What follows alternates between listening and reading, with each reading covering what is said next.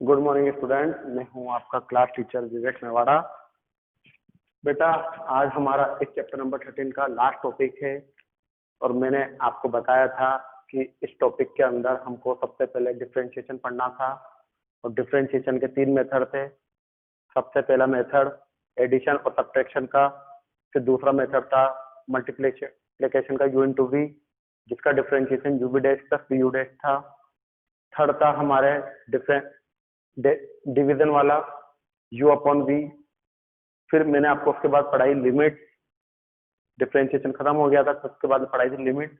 तो लिमिट के अंदर दो टाइप थे, टाइप 1 और टाइप 2। तो टाइप 1 के क्वेश्चन 1 से लेकर 22 तक के थे, वो हमने कर लिए।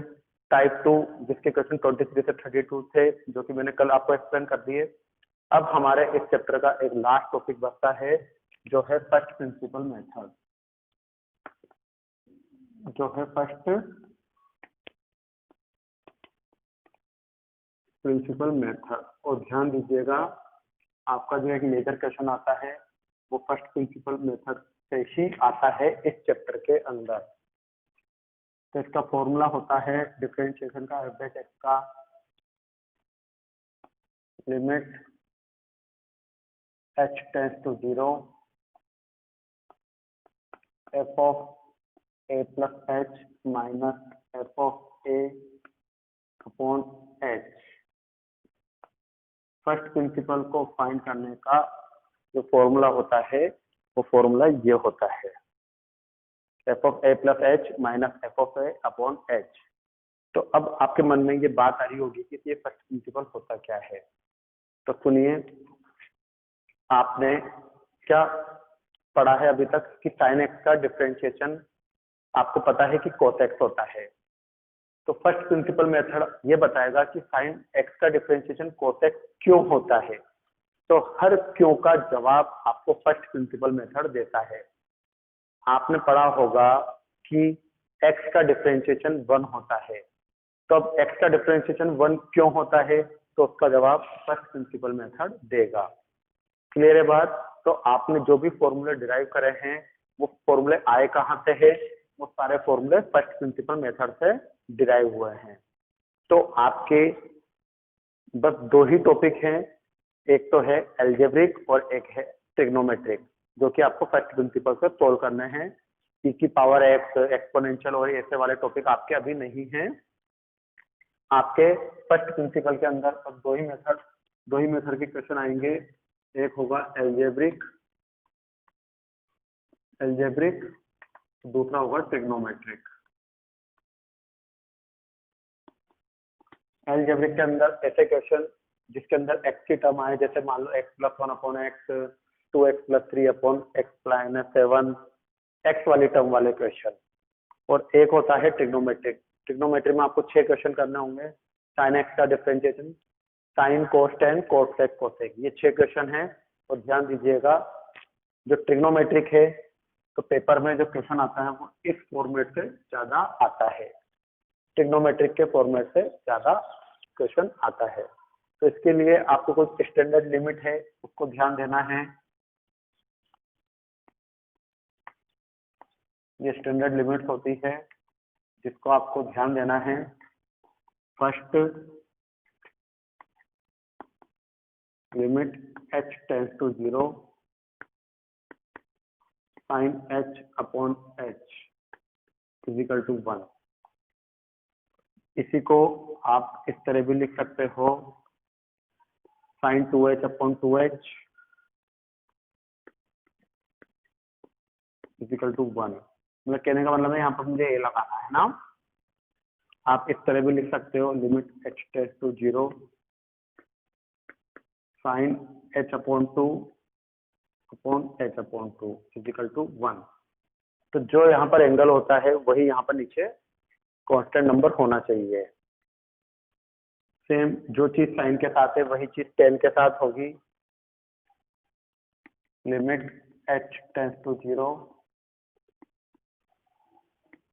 10h upon h equal to 1, 10h upon h equal to 1, 10 2h upon 2h equal to 1, 10h/2 upon h/2 equal to 1। ध्यान देना स्टैंडर्ड लिमिट के अंदर, क्लियर है ना बात। और एक तीसरी स्टैंडर्ड लिमिट होती है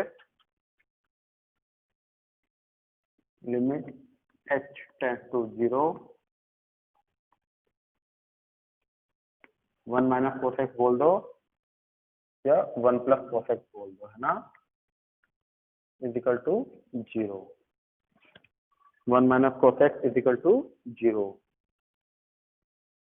1 minus cos x upon h, 1 minus cos h upon h is equal to 0। ध्यान दीजिएगा, ये कुछ स्टैंडर्ड लिमिट होती है जिसको देखकर आपको क्वेश्चनों को सोल्व करना होता है। तो अब मैं आपको फर्स्ट प्रिंसिपल के अंदर ये क्वेश्चन कराऊंगा जिसमें ये स्टैंडर्ड लिमिट लगती है, और ये वाली लगती है ओनली फॉर ट्रिग्नोमेट्रिक फंक्शन के अंदर। किसके अंदर? ट्रिग्नोमेट्रिक फंक्शन वाले क्वेश्चनों में।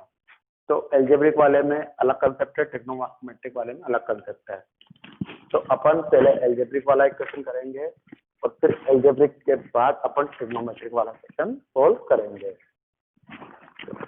क्वेश्चन में बकायदा वर्ड लिखा हुआ आएगा कि इस क्वेश्चन को फर्स्ट प्रिंसिपल मेथड से सोल्व कीजिए। क्लियर है ना स्टूडेंट? तो देखिए, आपको एक क्वेश्चन दे रखा है, x is equal to x plus 1 upon x का डिफरेंशिएशन कीजिए बाय फर्स्ट प्रिंसिपल मेथड। अगर आप इसका नॉर्मल डिफरेंशिएशन देखते, अगर बेटा आप इसका नॉर्मल डिफरेंशिएशन देखो तो आपको साफ साफ दिख रहा है कि x का तो 1 होता है और 1 अपॉन x का माइनस 1 अपॉन एक्स स्क्वायर होता है। तो ये एक ही लाइन में आपका आंसर आ गया।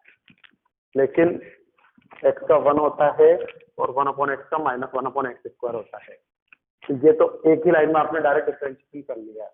लेकिन अब आपको जवाब ढूंढना है कि ये क्यों होता है। तो फर्स्ट प्रिंसिपल का मतलब एक तरह से उस फॉर्मूले का डेरिवेशन, उस क्वेश्चन का डेरिवेशन, क्यों का जवाब अपन से पूछ रहा है। सबसे पहले आपको जो भी क्वेश्चन गिवन होगा एफ, आपको ध्यान देना हमेशा क्वेश्चन में x की जगह पर आपको x प्लस एच रखना है। x की जगह f, x की जगह x प्लस एच, ये देखो x की जगह x प्लस एच, 1 की जगह 1 और x की जगह x प्लस एच। ये इक्वेशन 1, ये इक्वेशन 2। अब आपको फॉर्मूला लिखना है लिमिट h टेंड्स टू 0। बेटा वहाँ फॉर्मूले में गलती हो गई, मैंने आपको a प्लस एच लिखा दिया, उसको x प्लस एच कर लो। तो फॉर्मूला जो दे रखा है उसको करेक्ट कर लो।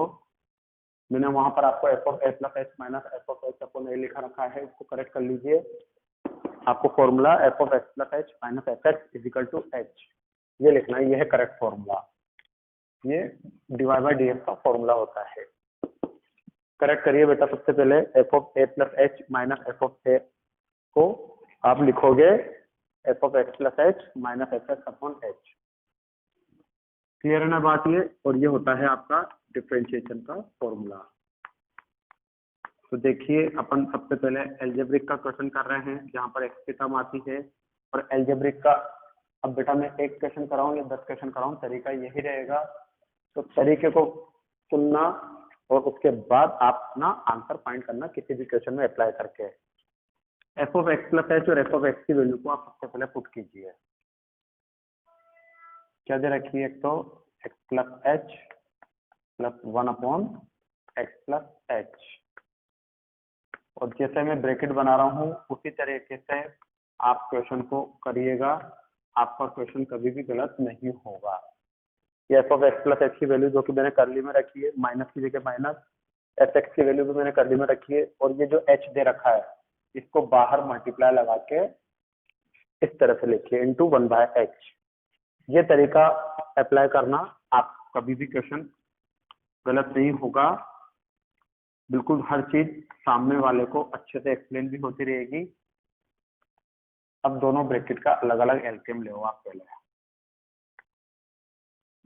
इस ब्रैकेट का तो एलसीएम आया एक्स प्लस एच, और एलसीएम कैसे लेते हैं, ये तो हुआ इसका मल्टीप्लाई और ये हुआ इसका मल्टीप्लाई, तो x प्लस एच का होल स्क्वायर प्लस 1। क्लियर। अब इस ब्रैकेट का भी एलसीएम ले, एक्स स्क्वायर प्लस 1 और मल्टीप्लाई में क्या चल रहा है 1/h। क्लियर है ये वाली बात। अब इन दोनों ब्रैकेट का एक साथ कंबाइंड एलसीएम लीजिए।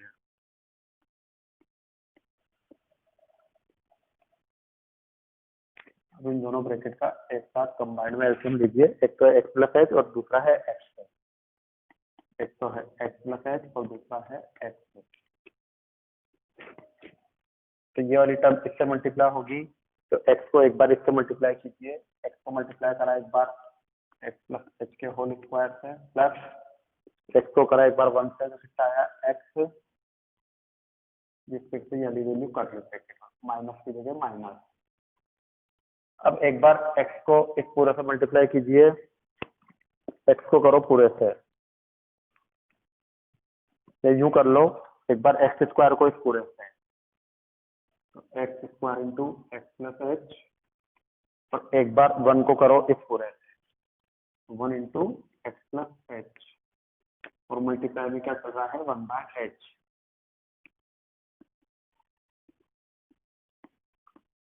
अब इन लोगों के होल ब्रैकेट ओपन कीजिए, एक्स की जगह X, A square plus B square plus 2hx, ये एक्स की जगह एक्स है ना। इसको अंदर मल्टीप्लाई करो, x cube plus x H, sorry H x लिखो, पहले मैं एक्स लिख रहा हूँ है ना, प्लस एक्स प्लस एच, और अपॉन में एक्स प्लस एच एक्स, और मल्टीप्लाई में 1/h। तो देखो अब इस x को इधर सब नंबरों से मल्टीप्लाई करो, limit h tends to 0, x को कराते से multiply x cube plus h square x plus 2hx square plus x square, minus के साइन को अंदर सबसे मल्टीप्लाई करो, माइनस का एक्स क्यूब माइनस का h x minus x minus h, upon में क्या चल रहा है x plus h into x, और साइड में चल रहा है 1/h। तो देखो एक्स क्यूब से एक्स क्यूब कट गया,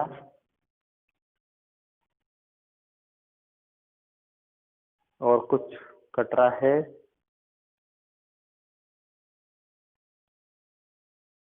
H square x H x, और कुछ भी नहीं कट रहा है ना। तो जो बच रहा है उसमें से मैं यहाँ पर जिस पर मैं राइट कर रहा हूँ उन सब में से h कॉमन ले लूं, तो क्या बचा,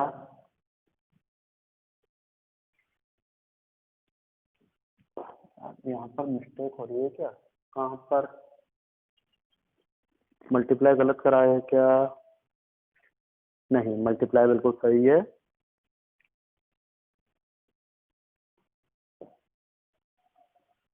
तो इन सब में से मैं h कॉमन लेता हूँ, तो क्या बचा H x plus 2x square, सब में से h कॉमन ले लो, इसमें से आ गया h, इसमें से आ गया 2x स्क्वायर, इसमें से आ गया x, इसमें से आ गया 1, इसमें आ गया x अपॉन h, सब में से h कॉमन आ गया,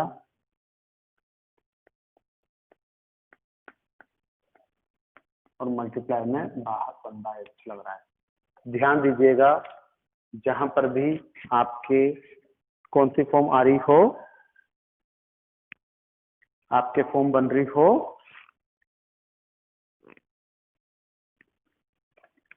एल्जेब्रिक वाली, वहां पर ध्यान दीजिएगा इस नीचे वाले h से ऊपर वाले h को काटना होता है किसी भी तरीके से, किसी भी तरीके से इस नीचे वाले h से ऊपर वाले h को काटना होता है। तो ये इसका फंडा होता है, जैसे ही नीचे वाला h और ऊपर वाला h कट जाता है फिर अगली स्टेप में आपको h is equal to 0 put करना होता है।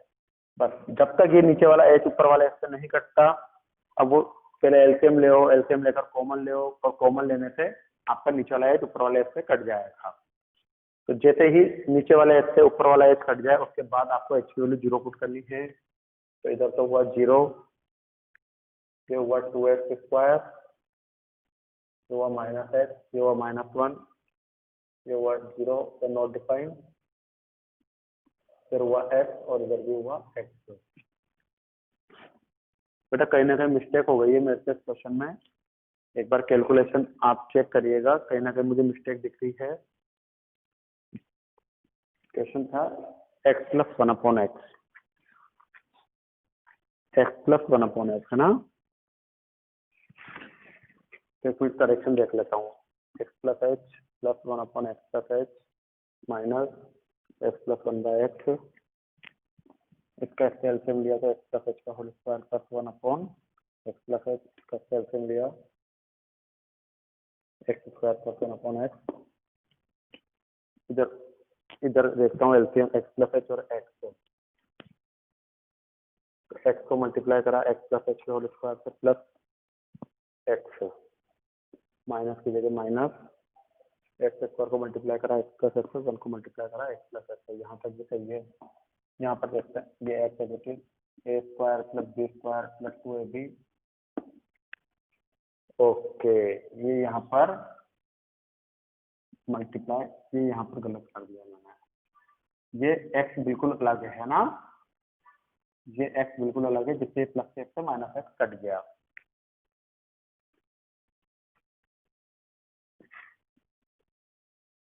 तो बचा कितना इसमें से,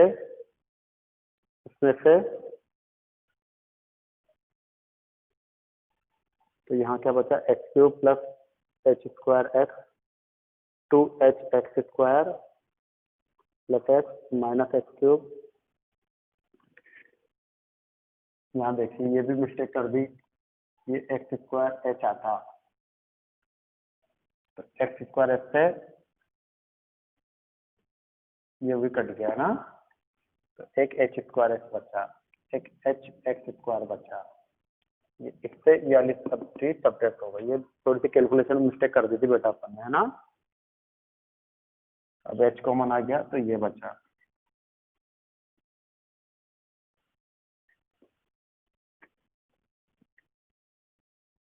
तो मेरे पास ये वाली चीज बच रही है और एक ये वाली चीज बच रही है जो कि पॉजिटिव है ना। h कॉमन आ गया तो hx, जब एक बचा था +x² और ये बचा था -1। ओके, अब करेक्ट है, अब बिल्कुल करेक्ट है ना। तो पुट h = 0, तो 0 + स्क्वायर -1/, इधर भी x बचा, इधर भी x बचा, तो f' कितना निकला, स्क्वायर -1/x²। और अगर इसको आप अलग अलग कर देते हो x² के नीचे ये, तो आपका वो क्वेश्चन जो मैंने कराया था वो बिल्कुल आपका आंसर मैच कर गया यहाँ पर, है ना। तो थोड़ा फर्स्ट प्रिंसिपल पे ध्यान देना बेटा कैलकुलेशन करते टाइम, जब मैं अटक गया तो आप भी अटक जाओगे, ध्यान दीजिएगा।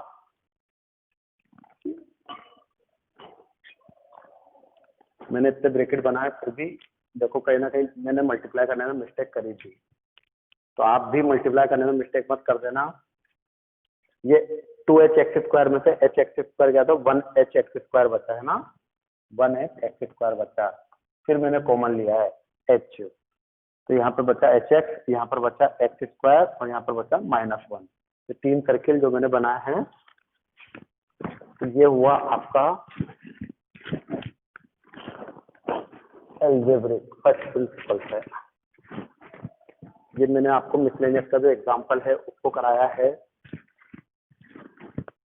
आप जब क्वेश्चन करो,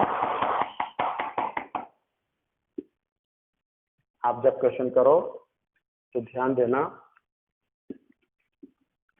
गलती ना हो। अब एक ट्रिग्नोमेट्री का देख लो, ट्रिग्नोमेट्री का क्वेश्चन कैसे सोल्व करते हैं। मैं एक सिंपल सा क्वेश्चन लूंगा,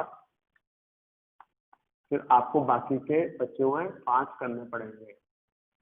साइन एक्स का डिफरेंशिएशन कीजिए by using first principle method. Sine x का डिफरेंशिएशन कीजिए by using first principle method. तो मैंने हमेशा आपको बोला एक्स की जगह पर क्या रखना है, एक्स प्लस एच। ये बात तो चाहे फर्स्ट प्रिंसिपल के किसी भी क्वेश्चन में आपको लगानी है, एक्स की जगह एक्स प्लस एच। ये क्वेश्चन 1 और ये क्वेश्चन 2। फॉर्मूला लिखना है limit h tends to 0 f of x plus h की वैल्यू, ये रही एफ एक्स की वैल्यू, ये रही, और अपॉन का एच ये रहा।